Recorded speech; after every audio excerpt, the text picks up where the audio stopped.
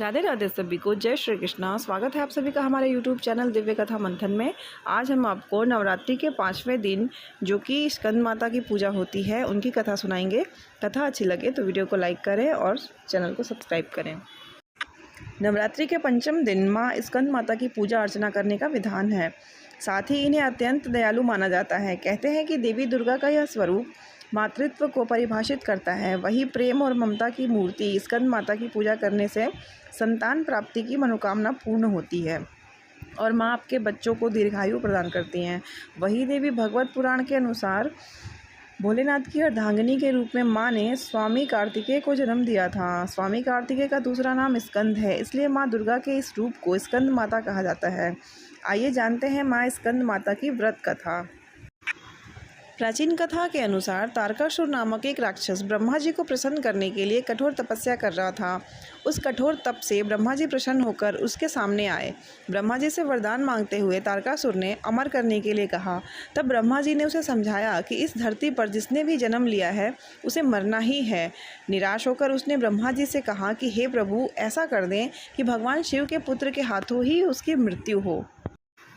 तारकासुर की ऐसी धारणा थी कि भगवान शिव कभी विवाह नहीं करेंगे, इसलिए उसकी कभी मृत्यु नहीं होगी। फिर उसने लोगों पर हिंसा करनी शुरू कर दी। तारकासुर के अत्याचारों से परेशान होकर सभी देवता भगवान शिव के पास पहुँचे और तारकासुर से मुक्ति दिलाने की प्रार्थना की। तब शिव ने पार्वती से विवाह किया और कार्तिकेय के पिता बने। बड़े होने के बाद कार्तिकेय ने तारकासुर का वध किया। स्कंद माता कार्तिकेय की माता हैं। इस देवी की 4 भुजाएं हैं। ये दाईं तरफ की ऊपर वाली भुजा से स्कंद को गोद में पकड़े हुए हैं। नीचे वाली भुजा में कमल का पुष्प है। बाईं तरफ ऊपर वाली भुजा में वर मुद्रा में है और नीचे वाली भुजा में कमल पुष्प हैं। इनका वर्ण एकदम शुभ है। ये कमल के आसन पर विराजमान रहती हैं, इसलिए इन्हें पद्मासन भी कहा जाता है।